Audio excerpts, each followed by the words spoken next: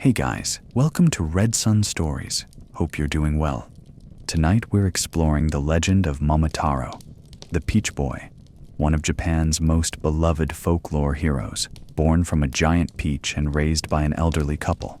He sets out with a dog, a monkey, and a pheasant to defeat the Demon King in a tale of courage, kindness, and teamwork that is echoed through anime, video games, and modern pop culture. So before you get comfortable, take a moment to like the video and subscribe, but only if you genuinely enjoy what I do here. Let me know in the comments where you're tuning in from and what time it is for you. It's always interesting to see who's watching from around the world. Now, dim the lights and let's dive into tonight's story together. In a valley where mist kissed the morning earth and ancient rivers whispered secrets to the willows, there lived an old couple whose hearts carried the gentle ache of unfulfilled dreams.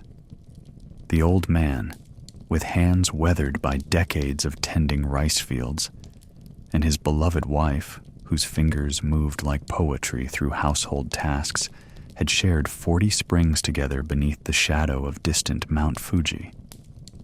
Their small wooden home, with its curved tile roof and paper screens that filtered golden light, sat nestled between terraced fields and a bamboo grove that sang lullabies in the evening breeze. Each morning began the same way. The old man would rise before the rooster's call, his joints creaking like old wood, and shuffle to their small shrine where he would light incense and pray for the blessing they had never received. The smoke would curl upward, carrying his whispered hopes toward the heavens, while his wife prepared their simple breakfast of miso soup and pickled vegetables.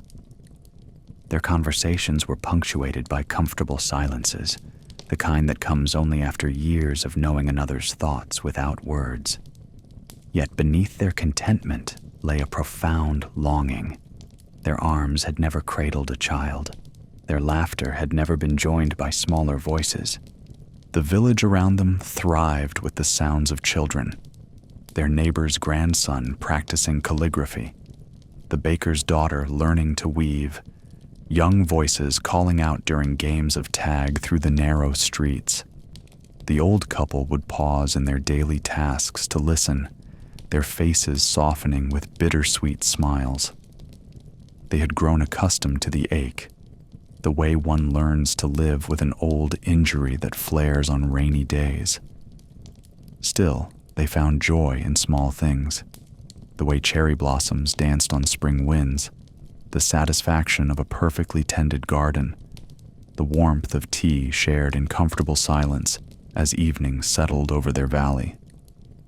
One morning in late spring, when the air was heavy with the promise of rain and the peach trees along the riverbank burst with pale pink blooms, the old woman made her way down the familiar path to wash their clothes.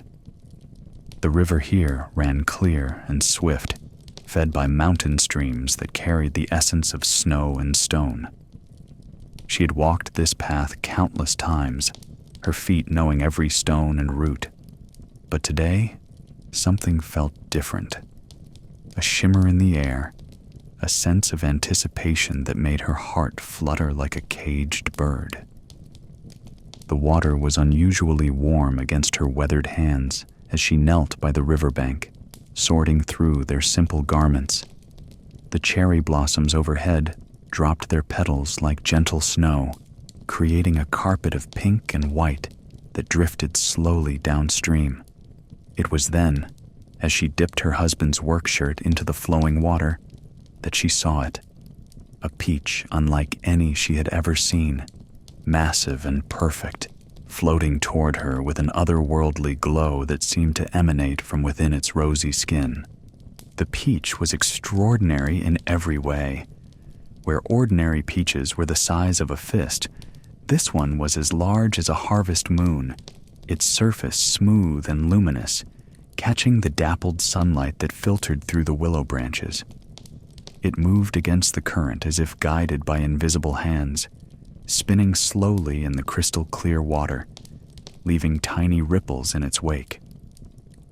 The old woman's breath caught in her throat as she watched it approach, her heart pounding with a mixture of wonder and inexplicable hope. With trembling hands, she reached into the river and carefully lifted the magnificent peach from the water. It was surprisingly light despite its size, and warm to the touch, as if it had been sitting in summer sunshine rather than floating in the cool mountain stream. She cradled it against her chest, feeling an odd sense of completeness, as if something long missing from her life had finally been found. The journey home seemed shorter than usual, her steps light despite her burden, and she found herself humming an old lullaby her mother had sung to her many decades ago.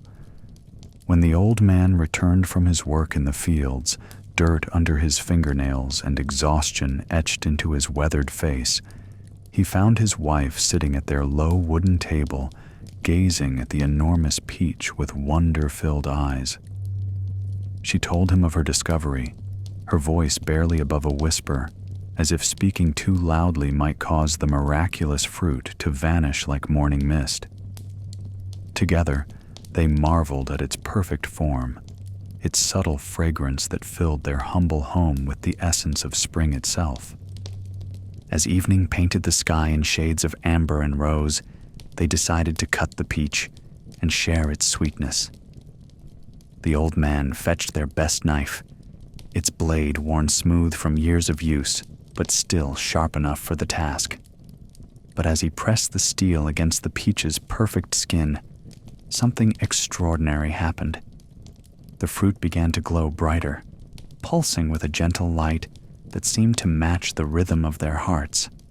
Then, with a soft sound like a flower blooming, the peach split open of its own accord, revealing not the expected golden flesh, but something that took their breath away. There, nestled in the heart of the peach, like a precious jewel, lay a baby boy. His skin glowed with health and warmth, his tiny fists reaching toward the lamplight, and when he opened his eyes, they sparkled with intelligence and joy beyond his apparent age. The couple stared in speechless wonder as the child looked up at them with recognition, as if he had been waiting his entire brief existence for this moment. When he spoke, his voice was clear and musical, filled with ancient wisdom despite his infant form. "Do not be afraid," the baby said, his words carrying the gentle authority of falling rain. "I have been sent from the heavens to be your son. You have been faithful and kind all your lives, and your prayers have been heard. Please name me Momotaro, for I am the child of the peach, and I will bring honor to your family name." The old couple wept tears of overwhelming joy as they took the miraculous child into their arms. After so many years of longing, their prayers had been answered in a way more wonderful than they had ever dared to imagine. They named him Momotaro, as he had requested. Momo, meaning peach, and Taro, being the name traditionally given to a family's first son. That night, as cherry blossoms continued to fall like blessings outside their window, they held their new child close and whispered their gratitude to the gods who had finally seen fit to complete their family. Momotaro grew with supernatural speed, but not in an alarming way. Rather, he seemed to unfold like a flower reaching toward the sun, each day revealing new strengths and capabilities that filled his adoptive parents with pride and wonder. By his first month, he could sit steadily and clap his hands together. By 3 months, he was walking with the sure steps of a much older child. His laughter rang through their small house like temple bells, transforming the quiet spaces into a home filled with joy and purpose. The villagers came to witness the miracle child, bringing small gifts and offerings of congratulations to the old couple who had been blessed so late in life. Momotaro would smile at each visitor with genuine warmth, his eyes holding depths of understanding that seemed far beyond his apparent age. the village elder, a man who had seen many seasons come and go, declared that the child was surely touched by the gods and destined for great things. As the seasons turned and Momotaro grew from infant to child, his extraordinary nature became even more apparent. He could lift stones that grown men struggled with, yet he used his strength only to help others, carrying water buckets for elderly neighbors, helping to repair storm damage, moving fallen trees from village paths. His speed was remarkable too. He could run from one end of the village to the other faster than a horse could gallop, but he never used this ability to show off or cause mischief. More importantly, Momotaro possessed a wisdom and kindness that drew people to him like flowers turned toward the sun. Children who had been quarreling would find their anger melting away when he spoke to them in his gentle voice. Adults seeking advice on difficult matters would come to the old couple's house, not to speak with the elderly parents, but to hear the thoughtful words of their remarkable son.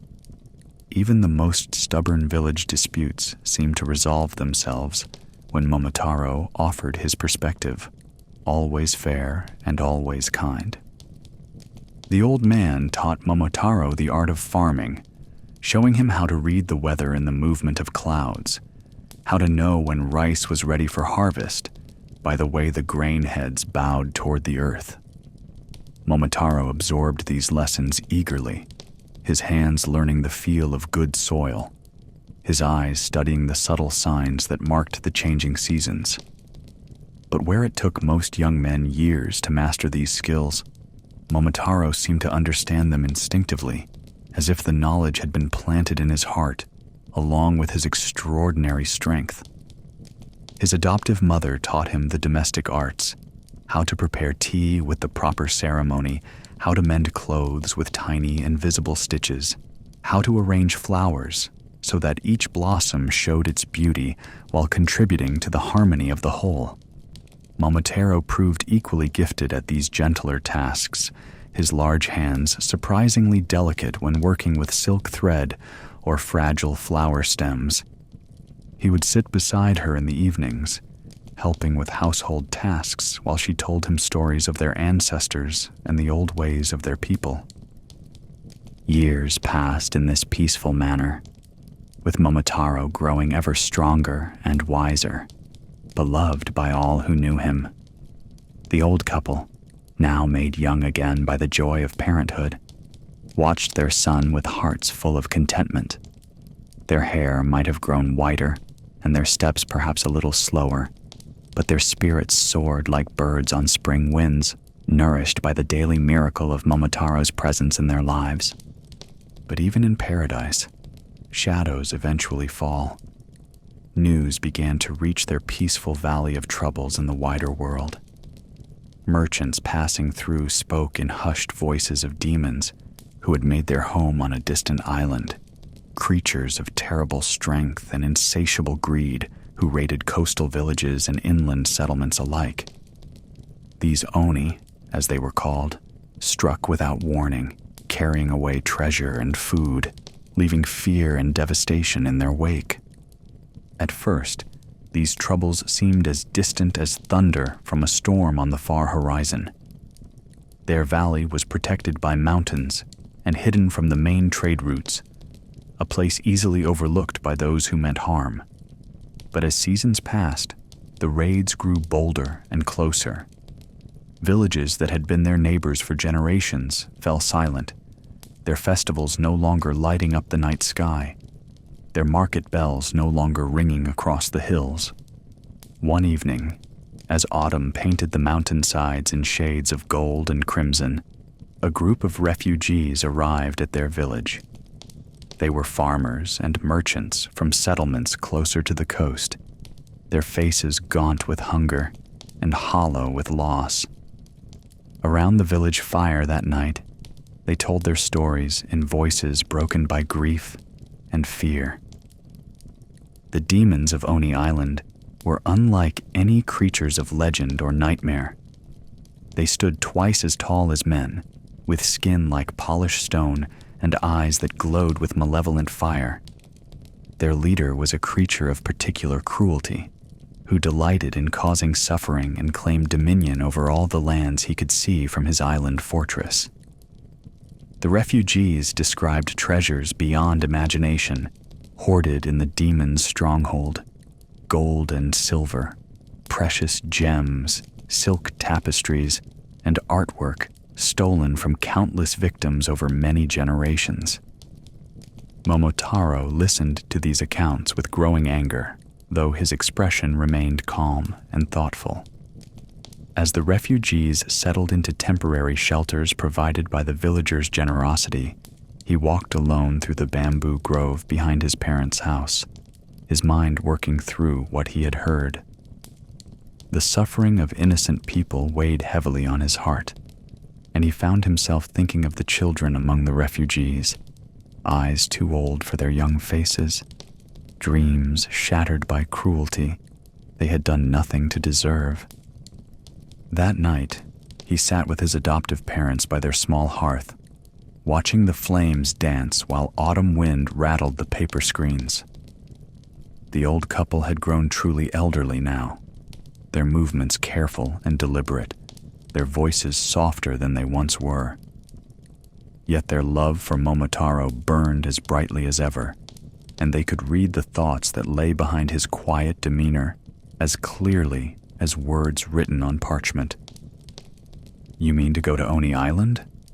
his adoptive mother said finally, her voice steady despite the fear that flickered in her eyes like candlelight in a draught. Momotaro nodded slowly, his gaze never leaving the dancing flames. "I cannot stand by while innocents suffer. The gods gave me strength for a purpose, and I believe that purpose is to protect those who cannot protect themselves." His adoptive father reached over and placed a weathered hand on Momotaro's shoulder. "We have always known this day would come. From the moment you spoke to us as a baby, we understood that you were destined for something greater than our quiet valley. But that does not make it easier to let you go." "I must try," Momotaro replied, his voice filled with quiet determination. "If I do not, who will?" The demons grow bolder with each passing season, and soon nowhere will be safe. Better to face them now, while there is still hope of victory. The old woman rose slowly and moved to an ancient chest that had belonged to her grandmother's grandmother. From its depths, she drew out a small cloth pouch decorated with embroidered cranes and cherry blossoms. "Take this with you," she said, pressing it into his hands.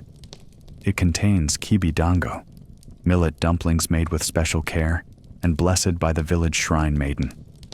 They will sustain you on your journey and perhaps bring you allies when you need them most." Momotaro accepted the pouch with reverence, understanding that it represented far more than simple food. It was his mother's love made tangible, her prayers woven into every stitch of the decorative cloth. He tucked it carefully into his traveling clothes, feeling its gentle weight against his heart like a talisman of home. The next morning dawned clear and bright, with frost turning the grass to crystal and the first rays of sunlight painting the mountain peaks in shades of rose and gold. The entire village gathered to see Momotaro off, bringing small gifts and words of encouragement despite their fears for his safety. Children who had grown up hearing his stories and learning from his example now looked up at him with eyes full of hero worship and desperate hope. Momotaro knelt before his adoptive parents one final time, bowing deeply in the formal manner that showed his respect and gratitude for their years of love and guidance. They blessed him with trembling hands, their voices breaking as they spoke the ancient words of protection that parents had whispered over their children since time immemorial. Then he rose, shouldered his simple pack, and set out toward the rising sun, walking with purpose toward the distant coast and whatever fate awaited him there. The journey to Oni Island took him through landscapes of extraordinary beauty and subtle danger. He walked through mountain passes where eagles circled overhead, and the air was thin enough to make ordinary men gasp for breath. He crossed valleys carpeted with wildflowers that released their fragrance in clouds with each footstep. He followed rivers that sang different songs in different seasons, their waters clear enough to reflect the sky like polished mirrors. On the first day of his journey, as he walked through a forest where ancient cedars grew so tall their tops were lost in mist, he heard the sound of whimpering. Following the sound, he discovered a dog trapped beneath a fallen branch, its leg caught but not seriously injured. The animal was lean and scarred, clearly a creature that had known hardship, but its eyes held intelligence and a weary dignity that touched Momotaro's heart. "Easy, friend," Momotaro murmured, carefully lifting the heavy branch and freeing the dog. "Let me help you." The dog limped a few steps, then sat and studied Momotaro with head tilted to one side. When Momotaro reached into his pouch and offered one of his precious kibidango, the dog's tail began to wag slowly, as if it had been expecting this kindness all along. "You're traveling somewhere important," the dog said, its voice rough but warm, causing Momotaro no surprise at all.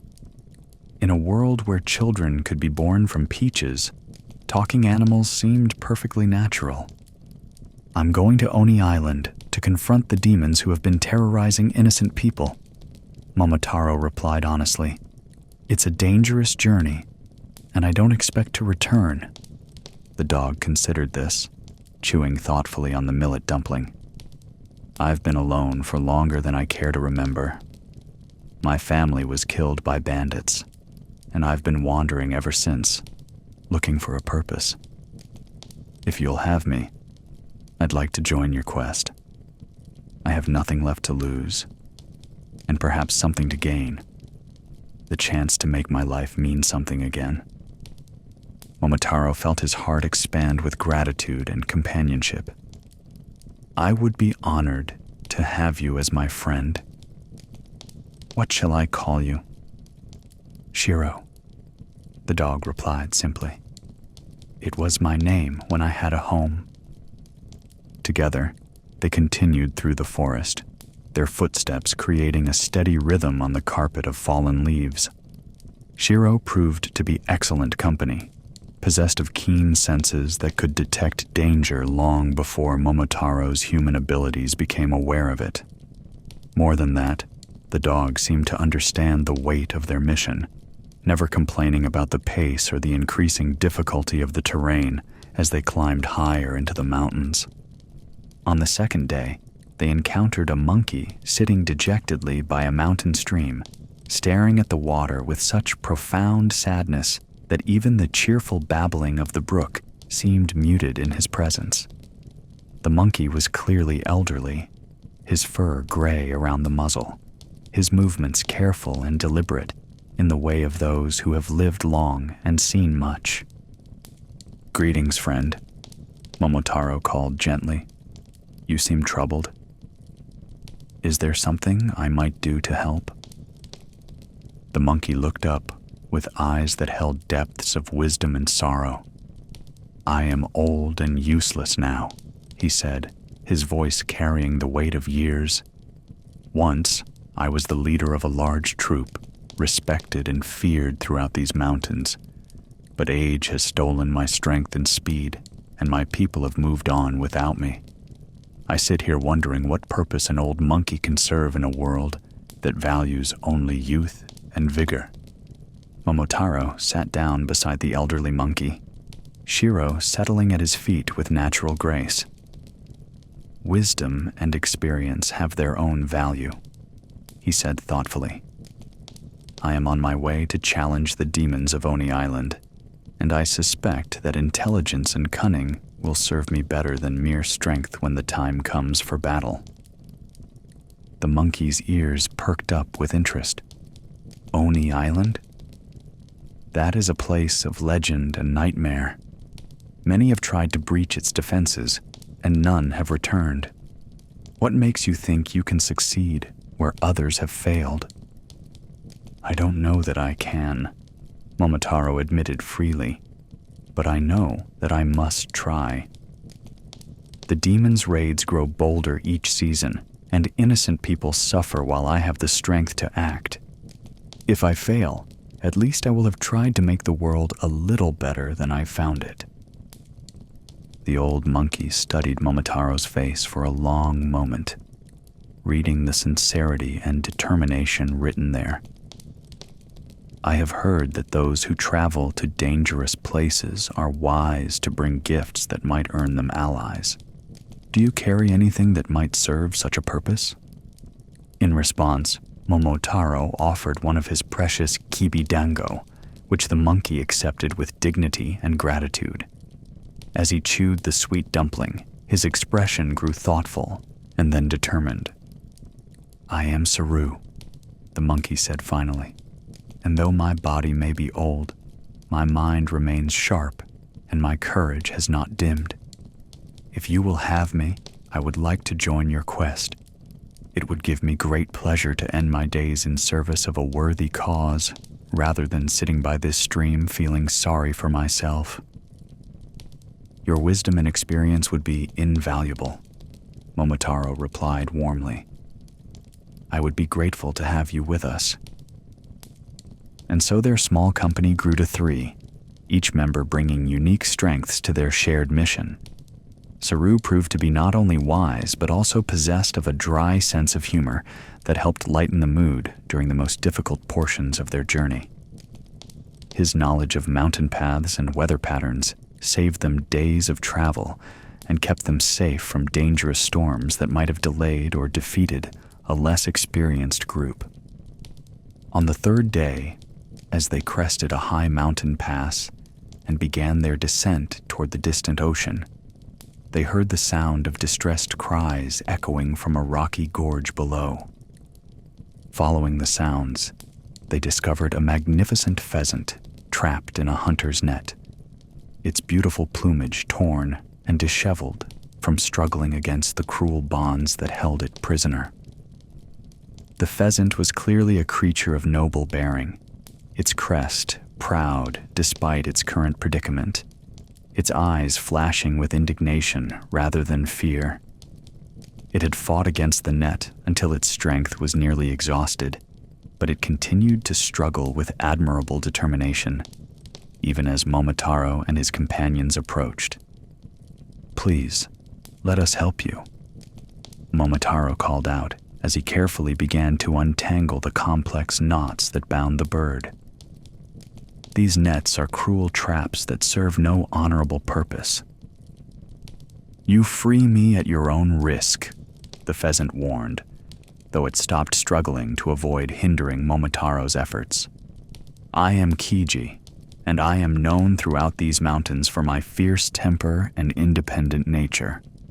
I owe allegiance to none and have little patience for the concerns of earthbound creatures.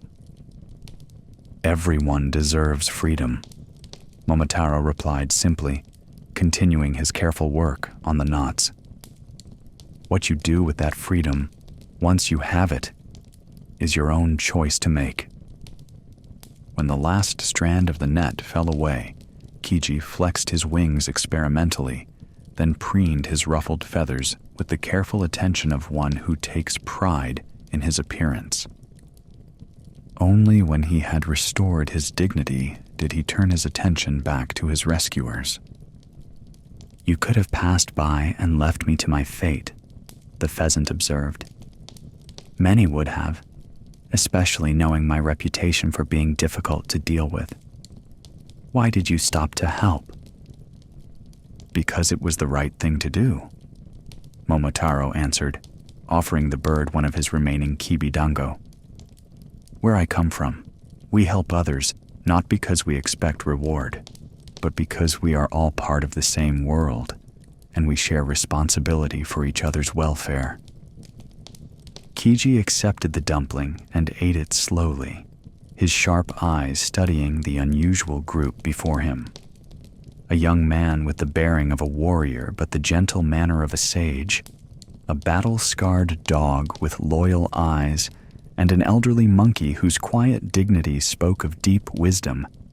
They were clearly not ordinary travelers. "Where are you bound?" Kiji asked finally. "Oni Island," Saru replied, his aged voice carrying notes of grim determination. "To face the demons who terrorize innocent people throughout this region." The pheasant's eyes widened with surprise and something that might have been respect. Oni Island is surrounded by treacherous currents and hidden reefs that have claimed countless ships. Even if you manage to reach the shore, the demon's fortress is said to be impregnable, built from stones so large that giants must have placed them. "Then we will need all the help we can get," Momotaro said calmly. "Your ability to fly could provide us with reconnaissance that might mean the difference between success and failure. But I would never ask anyone to risk their life for a cause that is not their own." Kiji ruffled his feathers and strutted in a small circle, clearly thinking hard about this unexpected proposition. "I have lived my entire life avoiding the problems of others, telling myself that independence was the highest virtue. But perhaps there comes a time when even the most solitary creature must choose between standing alone and standing for something greater than oneself." He fixed Momotaro with his sharp gaze, seeing something there that satisfied whatever criteria he used to judge the character of others. "I am not in the habit of forming attachments or making commitments to anyone, but your cause is just, and you freed me when you could have simply walked past. If you will have me, Kiji the pheasant will join your quest, though I warn you that I am not known for my patience or my tact." "Your honesty and courage are exactly what we need," Momotaro replied with genuine warmth. "Together, we four might accomplish what none of us could achieve alone." And so their company was complete. 4 unlikely companions bound together by shared purpose and mutual respect, each bringing essential skills to their dangerous mission.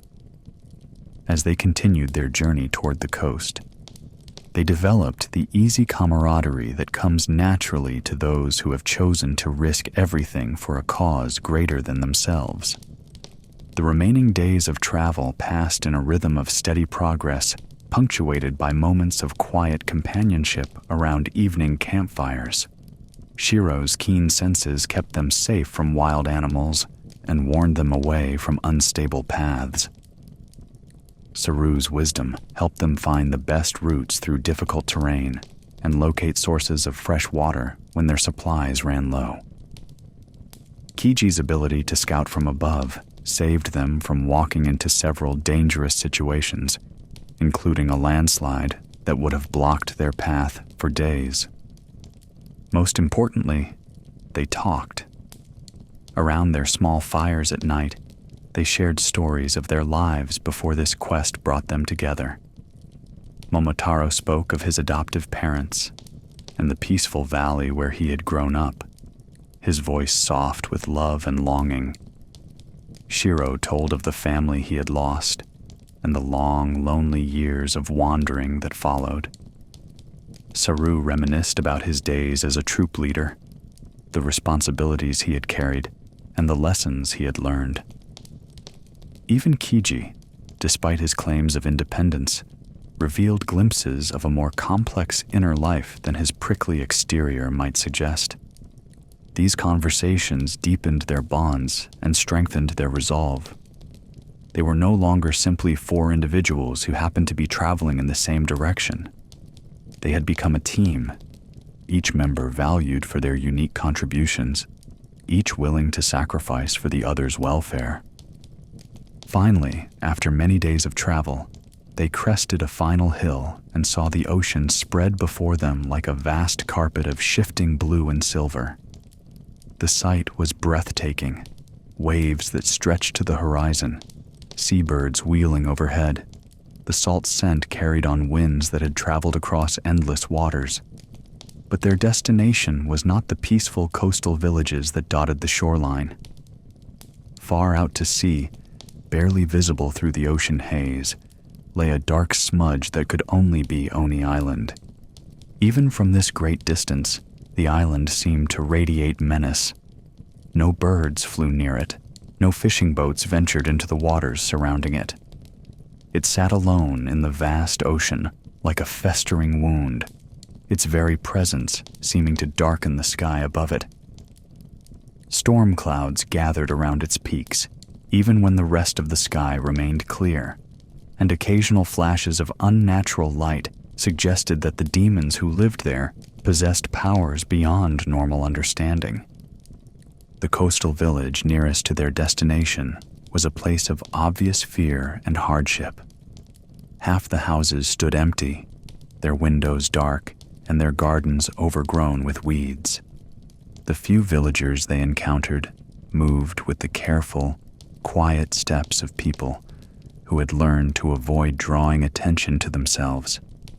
Children stayed close to their parents, their play subdued, and their laughter rare.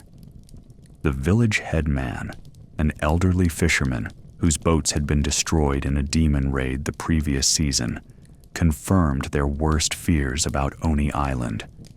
The demons, he told them, were led by a creature of particular cruelty who called himself the Oni King.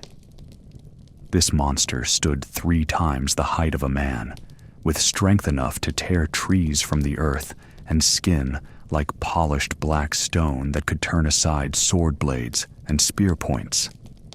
The island is surrounded by reefs that will tear the bottom out of any boat foolish enough to approach.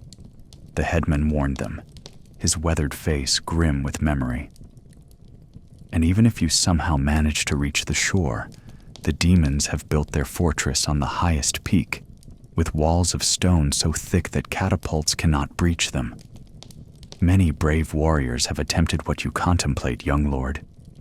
None have returned, and their failure only made the demons more bold in their raids. But Momotaro was not deterred by these warnings. That evening, as he sat with his companions on the beach watching the sun set over the distant island, he outlined his plan. They would need a boat, but not the large, heavy vessels that might be destroyed by the hidden reefs.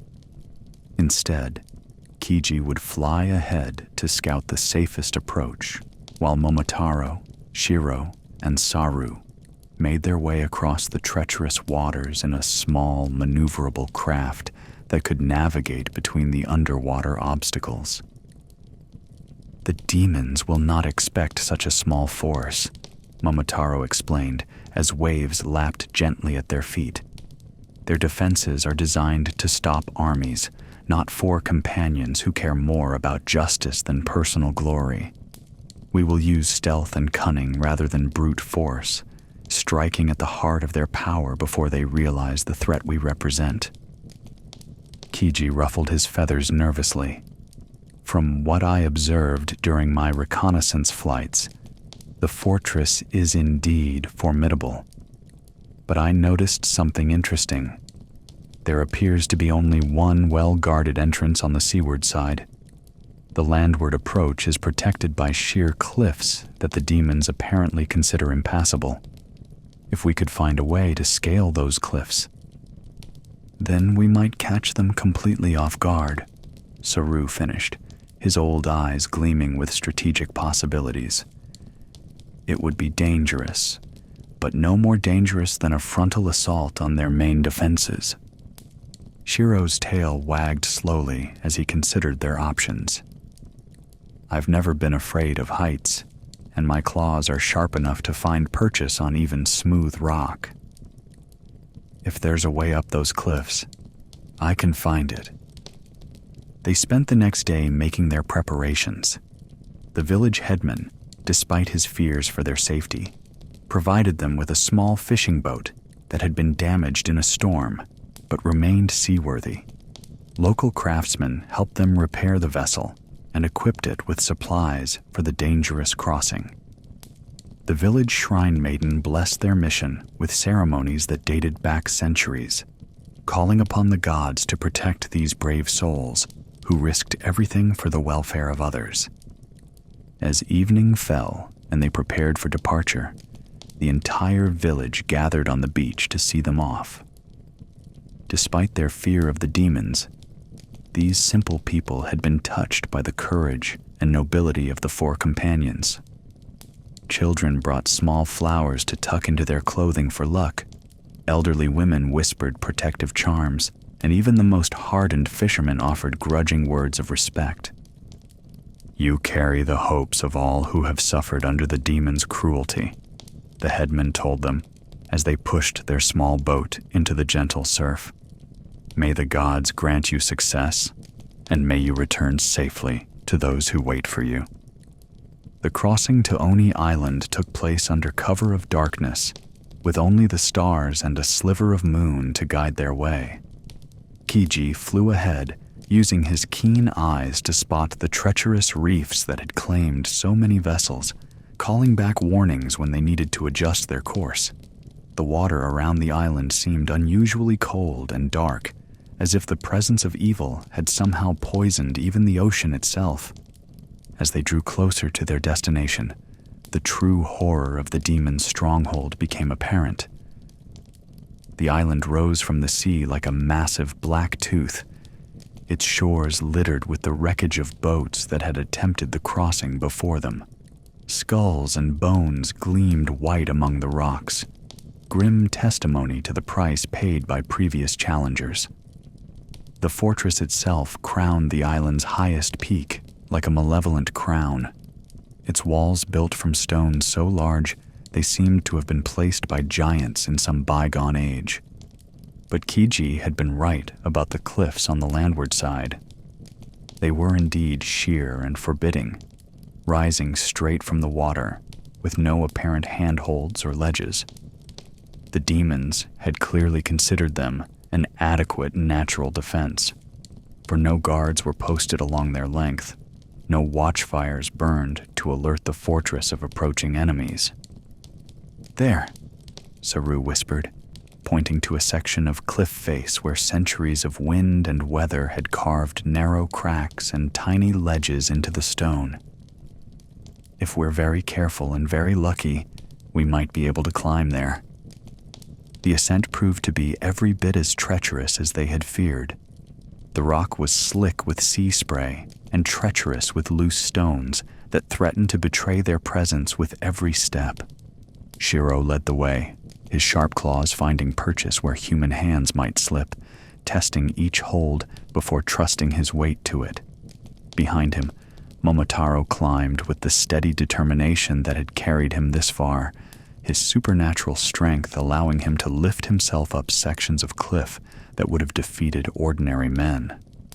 Saru, despite his advanced age, proved surprisingly agile on the vertical stone face, his lifetime of experience in trees serving him well in this alien environment. And Kiji, able to fly short distances to rest on tiny ledges, served as their lookout and early warning system, ready to alert them if the demons discovered their presence. The climb seemed to take forever. Each foot gained a victory hard-won against gravity and fear. Their muscles ached, their hands bled from gripping sharp stone, and the constant threat of discovery made every moment a test of nerves and resolve. But gradually, steadily, they made their way up the seemingly impossible cliff face, driven by determination and the knowledge that countless innocent lives depended on their success. Finally, after what felt like hours but was probably less than one, Shiro's head appeared over the top of the cliff, followed moments later by his entire body as he scrambled onto the narrow ledge that marked the edge of the fortress grounds. One by one, the others joined him, all four companions finally standing together on Oni Island itself, having achieved what the demons had believed impossible. The fortress loomed above them, its black walls seeming to absorb what little moonlight filtered through the perpetual storm clouds that surrounded the island. Strange lights flickered in some of the windows, and occasionally they could hear harsh laughter or shouted orders that spoke of the cruel revelry taking place within. The very air seemed thick with malevolence, pressing against them like a physical weight that made breathing difficult. "The main gate is on the far side," Kiji reported in a whisper after a quick aerial reconnaissance. "Heavily guarded, as expected. But I spotted what might be a smaller entrance here on the cliffside, probably used for supplies or servants. Only 2 guards, and they seem more interested in their dice game than their duties." They approached the smaller gate with all the stealth they could muster, moving like shadows across the rocky ground. The guards, as Kiji had observed, were indeed distracted by gambling, their attention focused entirely on their game of chance. They were massive creatures, easily twice the size of normal men, with skin like polished obsidian and eyes that glowed with inner fire. But for all their fearsome appearance, they had grown lazy and overconfident, secure in their belief that their island fortress was impregnable. Momotaro studied the situation for several long minutes, weighing their options. A direct confrontation would alert the entire fortress to their presence, ruining any chance of surprise. But there might be another way, if they could somehow distract or disable the guards without raising an alarm. The solution, when it came, was elegantly simple. Saru, drawing on decades of experience in mischief and cunning, managed to creep close enough to the guards to overhear their conversation. They were arguing about the dice game, each accusing the other of cheating, their voices growing louder and more hostile by the minute. With perfect timing, the old monkey managed to knock over a stack of the guards' gambling stakes, sending coins rolling in all directions. The guards immediately leaped to their feet, each convinced that the other had tried to steal his winnings. Their argument quickly escalated into a full brawl, with both demons rolling on the ground and trading mighty blows that shook the earth beneath them. In their fury, they paid no attention to anything else, giving Momotaro and his companions the perfect opportunity to slip past them and into the fortress itself. The interior of the demon stronghold was a maze of corridors and chambers carved from the living rock of the island. Strange phosphorescent lichens provided an eerie green light that cast dancing shadows on the walls, and the air was thick with the smell of sulfur and decay. Everywhere they looked, they saw evidence of the demons' raids. Stolen treasures piled carelessly in corners, silk tapestries torn and stained, artwork defaced by claws and crude modifications. But it was not the material wealth that struck them most forcefully. It was the sounds that echoed through the corridors, the weeping of prisoners held in the fortress dungeons, the harsh laughter of demons celebrating their cruelties, the cries of pain from those who had displeased their captors. Each sound was a reminder of the suffering these creatures had caused, a spur to their determination to end the demons' reign of terror. They made their way deeper into the fortress, following corridors that seemed designed to confuse and disorient intruders. Several times they had to duck into alcoves or side passages to avoid patrols of demon guards, but their small size and careful movement served them well. The demons, expecting any attack to come in the form of a large military force, paid little attention to shadows and small sounds that might indicate the presence of intruders. Finally, after navigating countless twists and turns, they found themselves outside the great hall, where the Oni King held court. The massive doors stood slightly ajar, and through the gap, they could see the demon lord himself. A creature so large and terrible that even their supernatural courage was tested by the sight. The Oni King was everything the village headman had described and more.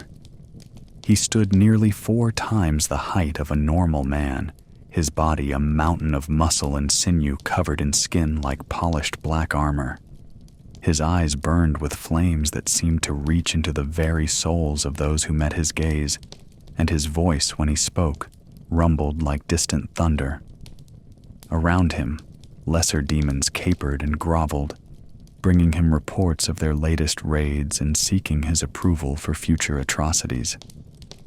"My lord," one of the demons was saying as they watched, "the coastal villages grow ever more fearful.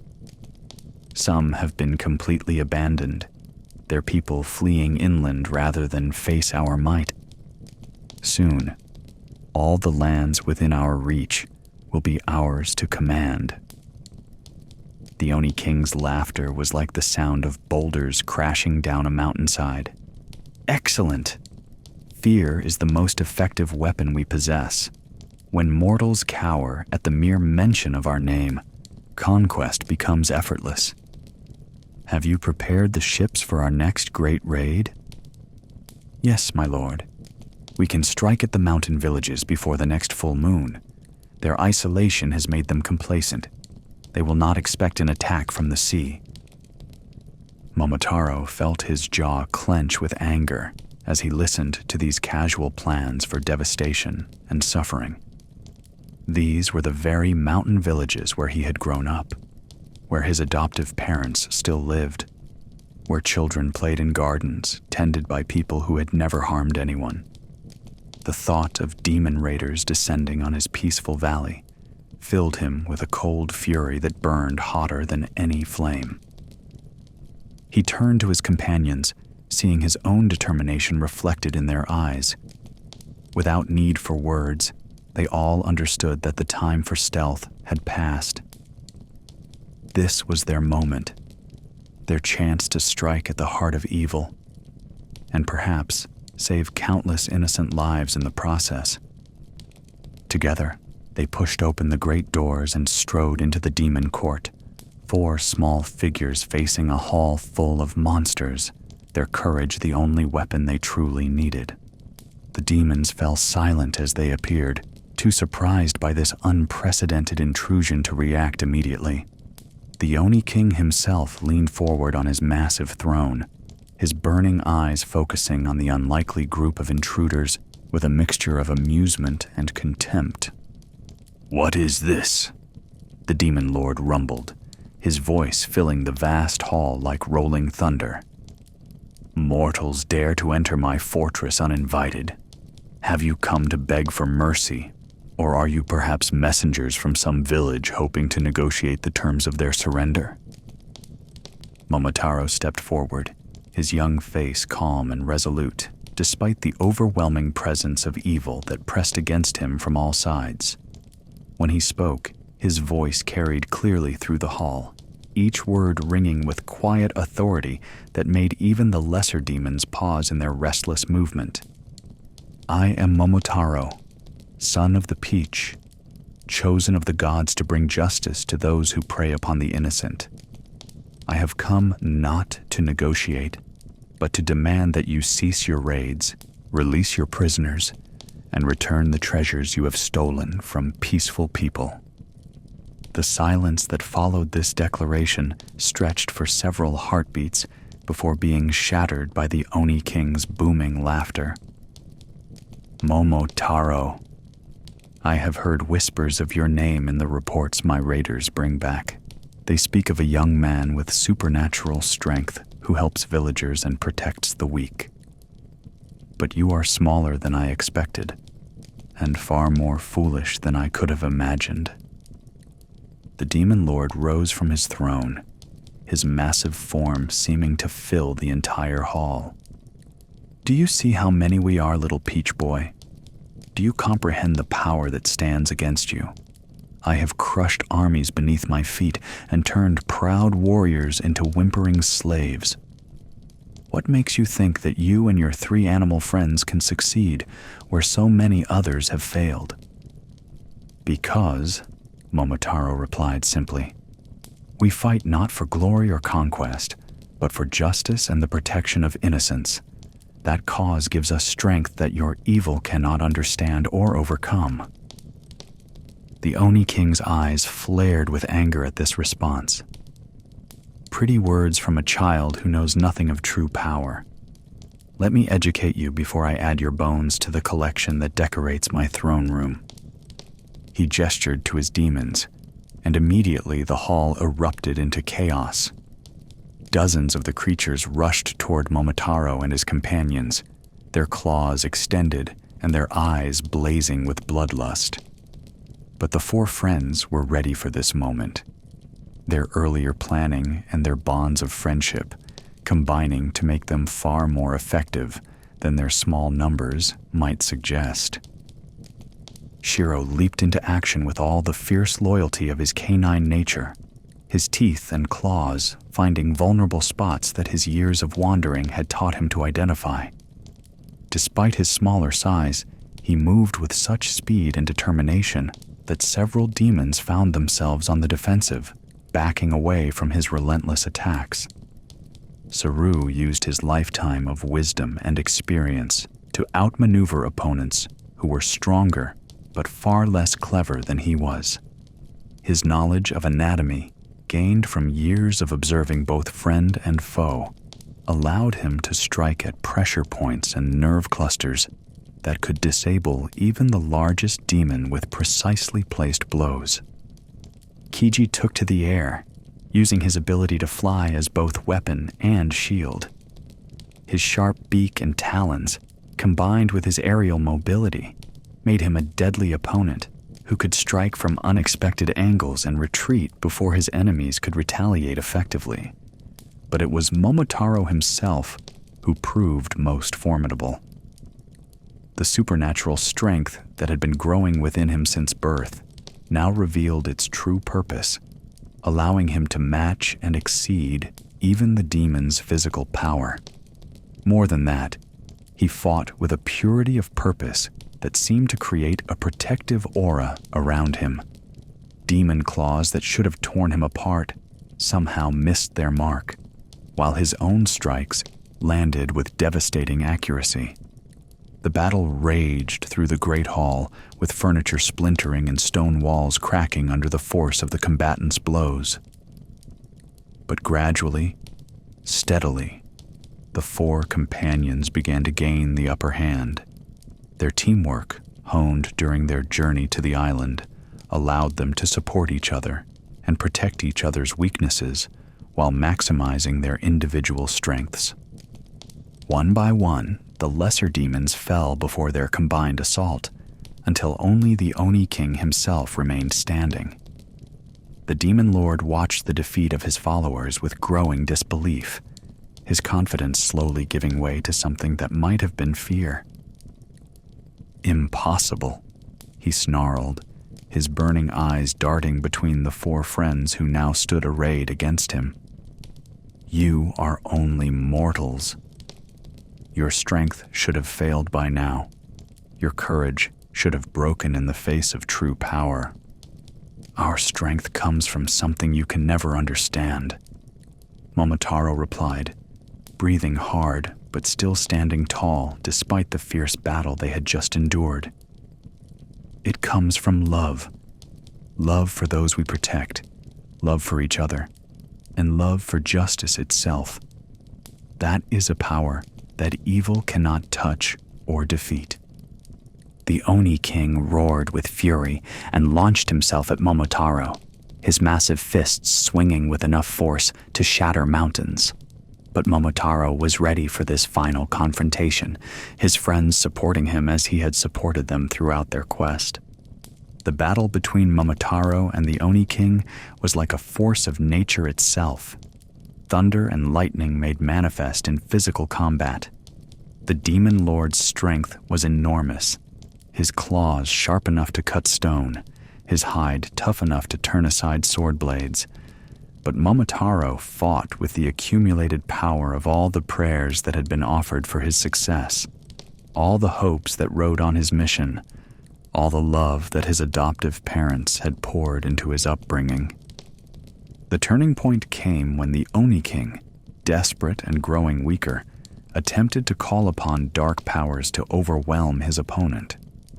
But as he began the incantations that would have summoned reinforcements from the depths of evil itself, Saru leaped onto his back and disrupted his concentration at the crucial moment. Kiji struck at his eyes, temporarily blinding him, while Shiro attacked his legs, throwing him off balance. In that moment of vulnerability, Momotaro struck with all his strength and righteousness, a blow that contained not just physical force, but the moral weight of his cause. The Oni King staggered, his burning eyes dimming, and then slowly, majestically, he toppled to the stone floor of his throne room, defeated at last. The silence that followed was profound and complete. For the first time in generations, Oni Island was free of the evil presence that had dominated it for so long. The storm clouds that perpetually surrounded the island began to break apart, allowing genuine sunlight to stream through the windows of the fortress for the first time in anyone's memory. But Momotaro's work was not yet complete. Throughout the fortress, prisoners were held in terrible conditions, and vast hordes of stolen treasure waited to be returned to their rightful owners. The four companions spent the remainder of the day freeing captives and gathering the wealth that represented years of suffering and loss for countless victims. The prisoners they freed were a diverse group: merchants who had been captured during raids, artisans whose skills the demons had wanted to exploit, even a few former warriors who had been kept alive as trophies of victory. All of them wept with joy and disbelief when they realized that their nightmare had finally ended, that the demons who had tormented them were defeated at last. As word of the Oni King's defeat spread throughout the fortress, something remarkable happened. The lesser demons, those who had served their master out of fear rather than genuine loyalty, began to surrender themselves to Momotaro's judgment. Many of them, it turned out, had once been human themselves, transformed by the demon lord's dark magic and forced to participate in atrocities that horrified their still human souls. Momotaro showed mercy to these transformed victims, using powers he had not known he possessed to break the curses that bound them to their demonic forms. One by one, they returned to their human shapes, weeping with gratitude and relief as they remembered who they had once been before evil claimed them. But there were others among the demons, creatures of pure malevolence who had chosen their path willingly and gloried in the suffering they caused. For these beings, Momotaro's judgment was swift and final. They would never again threaten innocent people, never again spread fear and pain throughout the world. The treasure hoard accumulated over generations of raiding was staggering in its extent. Gold and silver coins filled entire rooms. Precious gems glittered in piles like fallen stars, and artwork of incredible beauty sat neglected in dark corners where the demons had carelessly tossed them after stealing them from their creators. But Momotaro was not interested in wealth for its own sake. Instead, he carefully cataloged everything they found, working with the freed prisoners to identify the origins of various items so that they could be returned to their rightful owners or the families of those from whom they had been stolen. The work of restoration took several days, but it was joyful work, filled with the satisfaction that comes from undoing great wrongs and returning stolen happiness to those who deserved it. The four companions labored alongside the freed prisoners, all of them united in the common cause of healing the wounds that the demons had inflicted upon the world. Finally, when their work on the island was complete, it came time to return to the mainland. The demons' own ships, seized as spoils of victory, provided transportation for the rescued prisoners and the recovered treasure. The small fishing boat that had brought them to the island was no longer adequate for such a large group, but it held a special place in their hearts as the vessel that had made their victory possible. The journey home was triumphant in a way that their outbound voyage had not been. Where they had traveled in stealth and uncertainty, they now sailed openly under clear skies, their ships loaded with treasure and freed captives, their mission accomplished beyond their wildest dreams. The ocean itself seemed to celebrate their victory, providing favorable winds and calm seas that carried them swiftly toward the waiting mainland.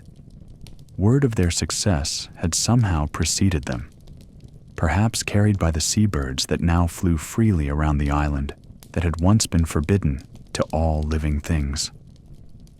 As their small fleet approached the coast, they could see crowds gathering on the beaches, people from villages throughout the region coming to witness the return of the heroes who had ended their long nightmare. The celebration that greeted their arrival was unlike anything any of them had ever experienced. Entire villages had emptied themselves to come to the coast, bringing food and flowers and songs of joy that echoed across the water long before their ships reached shore. Children who had never known a world without the fear of demon raids now played freely on beaches where they could see the ocean without terror, their laughter a sweet sound that seemed to wash away years of accumulated sorrow. But for Momotaro, the most important moment came when he spotted familiar faces in the crowd. His adoptive parents, now grown truly ancient, but still radiating the love and pride that had shaped his entire life. The old man and woman had made the difficult journey from their mountain valley to be present for their son's homecoming, and the joy in their eyes made all the dangers and difficulties of the quest seem worthwhile. The reunion between Momotaro and his parents was deeply moving, a moment of pure emotion that brought tears to the eyes of everyone who witnessed it. Here was proof, if any were needed, that love was indeed the most powerful force in the world, strong enough to sustain hope through the darkest times, strong enough to give meaning to the greatest sacrifices, strong enough to create heroes capable of facing any evil. In the days that followed, the process of returning the stolen treasure to its rightful owners became a celebration of justice and restoration that spread throughout the region. Families who had given up hope of ever seeing their precious heirlooms again wept with joy as items that had been treasured for generations were placed back in their hands. Villages that had been impoverished by demon raids found themselves suddenly prosperous again as their stolen wealth was returned with interest. But perhaps more importantly, the psychological weight of fear that had oppressed the entire region was finally lifted. Children could play outside without their parents watching the skies for demon raiders. Merchants could travel the roads again without fear of ambush. Fishermen could venture out to sea, knowing that no terrible shadows would rise from the depths to destroy their boats and steal their catch. The transformation was remarkable to behold. Villages that had been nearly empty began to fill with returning families. Markets that had been shuttered reopened with the cheerful sounds of commerce and conversation. Festivals that had been canceled for years were celebrated again with renewed joy and gratitude. The very air seemed lighter, cleaner, as if the removal of evil from the world had purified everything it touched. Momotaro himself was welcomed as a hero beyond measure, but he remained humble in the face of such adulation. When village elders spoke of building statues in his honor or composing epic songs about his deeds, he quietly redirected their attention to the real work that needed to be done, helping families rebuild their lives, restoring damaged communities, and healing the wounds that years of fear had left upon the land. His 3 animal companions were equally honored, each recognized for the crucial role they had played in the victory. Shiro was offered a place of honor in any household he might choose, but he remained loyal to Momotaro, content to serve as his constant companion and guardian. Saru was consulted by village councils, seeking his wisdom in matters of governance and justice, his age and experience now valued as the precious resources they had always been. Kiji was celebrated by farmers and fishermen alike, who credited his keen eyes and swift flight with protecting their crops and warning of storms. But as the immediate celebrations died down and life began to return to normal rhythms, Momotaro found himself thinking more and more of home. The mountain valley where he had grown up seemed to call to him across the miles, and he began to feel the pull of family ties that distance and adventure could not diminish.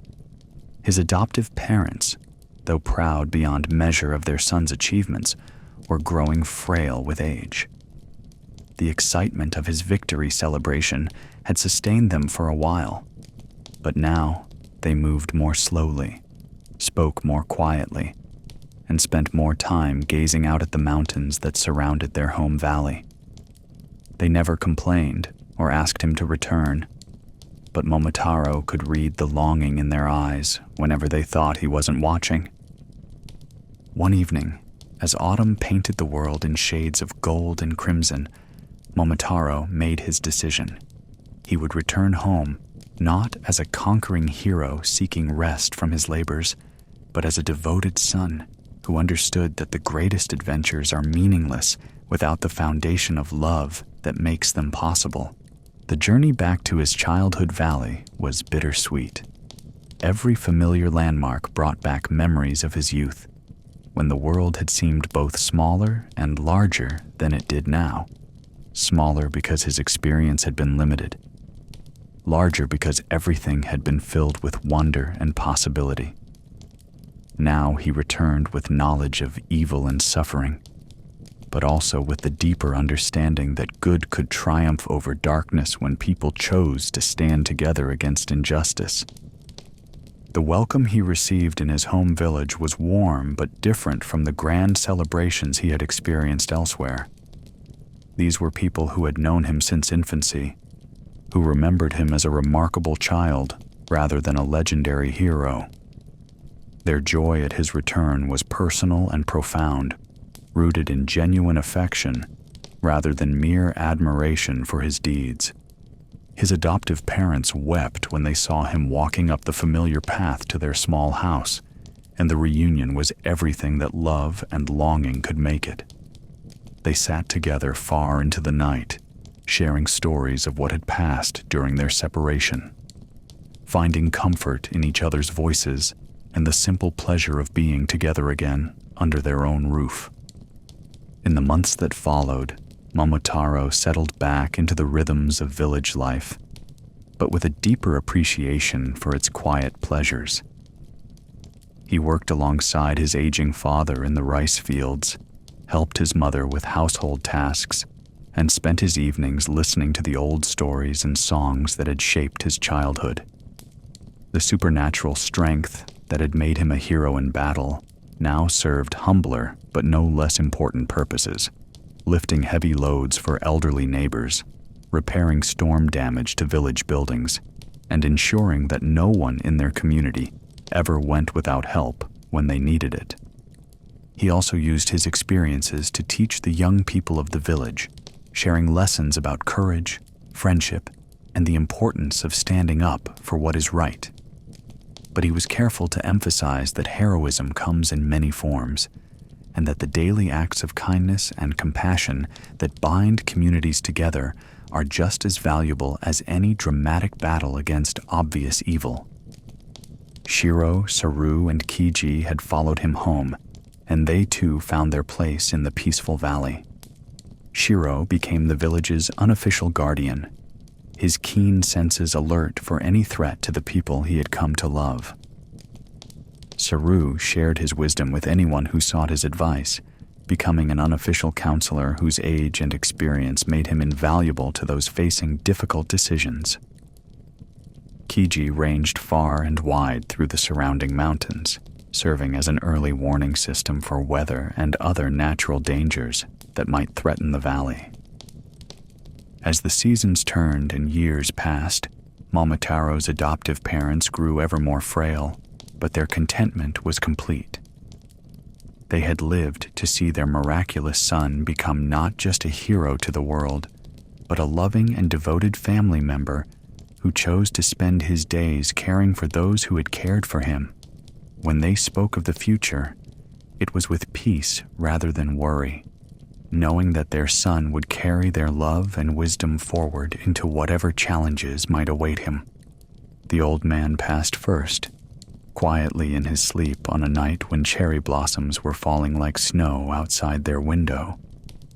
He had lived to see the spring that followed Momotaro's return from Oni Island, and his last words were of gratitude for the blessing that had transformed their simple life into something extraordinary. His wife followed him to the eternal rest a few seasons later, her hand held gently in Momotaro's as she breathed her last.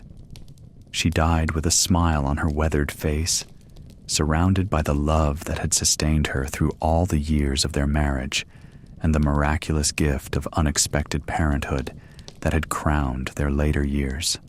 Momotaro grieved for his parents as any loving son would, but his sorrow was tempered by gratitude for the time they had shared and the lessons they had taught him. They had given him not just life and love, but the moral foundation that had made his victories possible. Their memory would guide him for all the days to come. In time, Momotaro became the unofficial leader of his home village, not through any formal appointment, but through the natural respect that his wisdom and character earned him. He married a young woman from a neighboring village, someone who shared his values and understood the importance of service to others. Together, they raised children of their own, passing on the stories and traditions that connected them to previous generations, while preparing the next generation to face whatever challenges the future might bring. The treasure that Momotaro had recovered from Oni Island was shared throughout the region, used not for personal enrichment, but for projects that benefited entire communities. Schools were built, roads improved, and systems established to ensure that no one would go hungry or homeless, regardless of their circumstances. In this way, the demon's hoarded wealth was transformed into lasting good, benefiting countless people who would never know the names of their benefactors. As Momotaro aged, his hair growing white and his step becoming slower, he often sat in the same spot where his adoptive parents had once watched the sun set over their peaceful valley. Children would gather around him to hear stories of his adventures, but more often he spoke of quieter things, the importance of kindness, the value of hard work, the beauty of simple pleasures shared with those we love. Sometimes visitors would come from distant places, having heard rumors of the great hero who had defeated the demons of Oni Island. They expected to find monuments and grand displays commemorating his achievements, but instead, they discovered a modest man living a simple life, surrounded by people who valued him, not for his past glory, but for his daily presence in their lives. These visitors often left disappointed, unable to understand how someone capable of such great deeds could be content with such an ordinary existence. But the villagers knew better. They understood that true greatness lies not in dramatic gestures, but in the accumulation of small kindnesses, not in conquest, but in service, not in being remembered by history, but in being cherished by those whose lives are touched by love. Shiro lived to a great age for a dog, his loyalty to Momotaro never wavering, even as his muzzle grew gray and his steps became uncertain.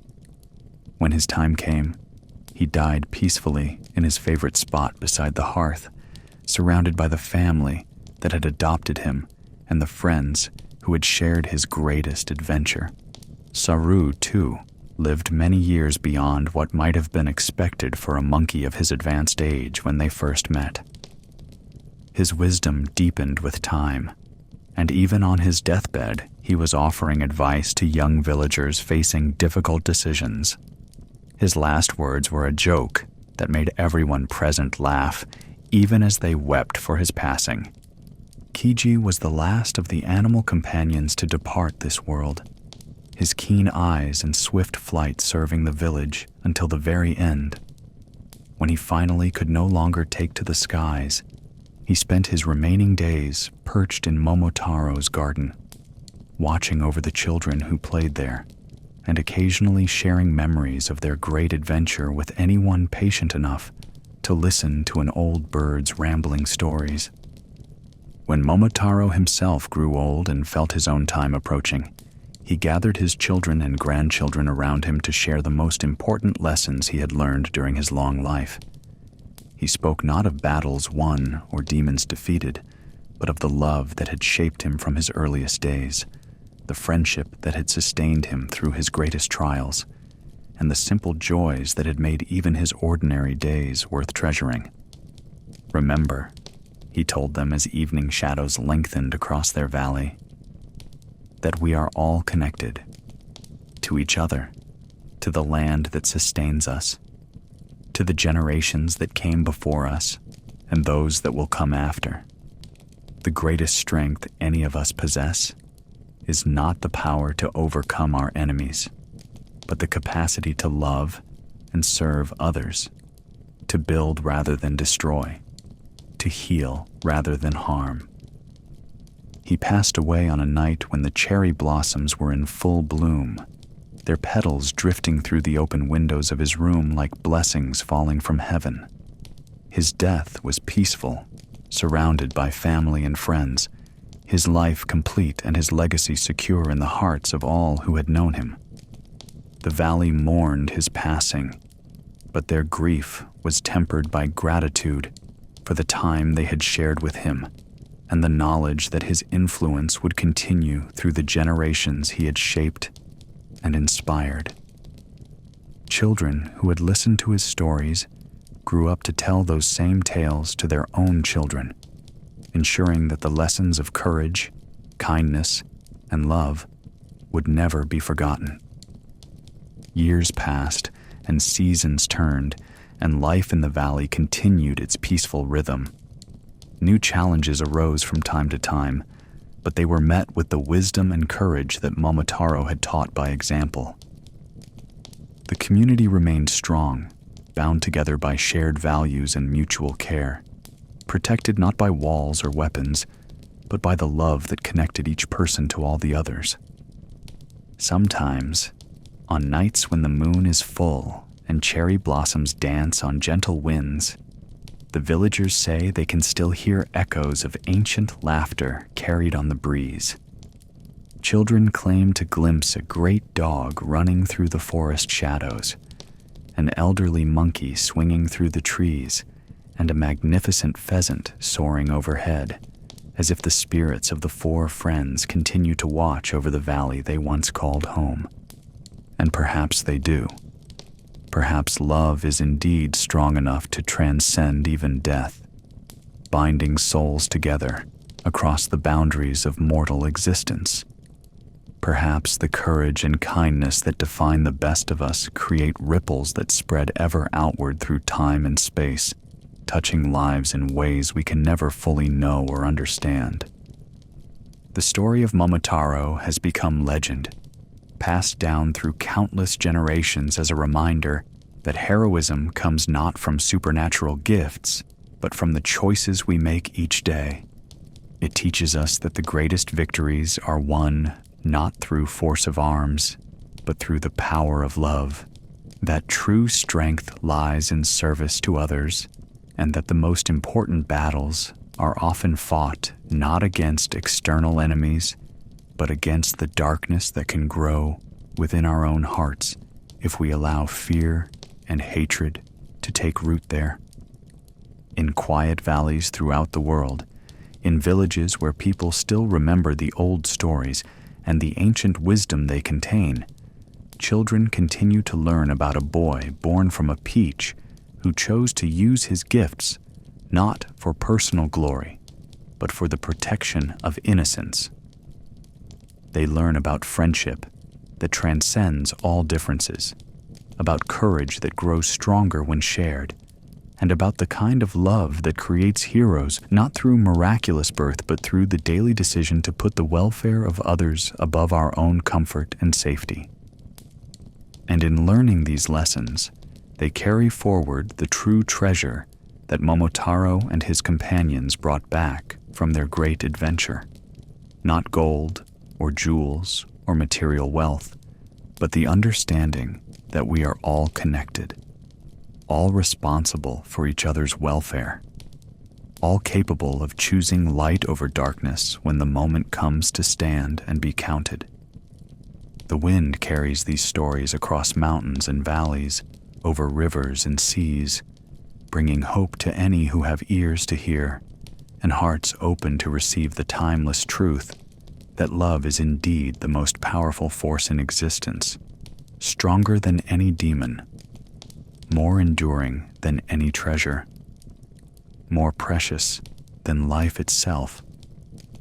And so the tale ends as all the best stories do, not with a final victory that solves all problems forever, but with the recognition that each generation must choose anew to embrace the values that make us truly human.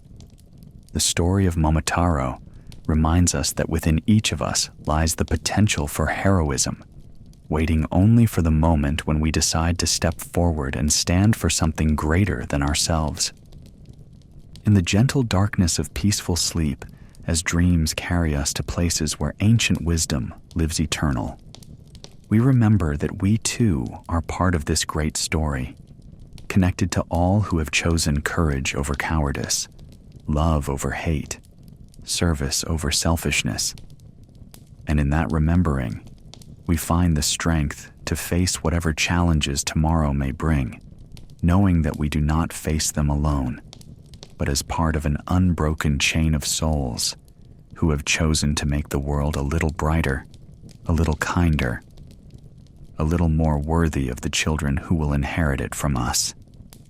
Sleep well and dream of peach blossoms floating on gentle rivers, of friends who stand by us through every trial, of love that transforms ordinary lives into extraordinary stories, and of the quiet heroism that lives within every heart brave enough to open itself to the needs of others. For in such dreams, the spirit of Momotaro lives on, and his greatest victory continues to unfold in each act of kindness, each moment of courage, each choice to love rather than fear.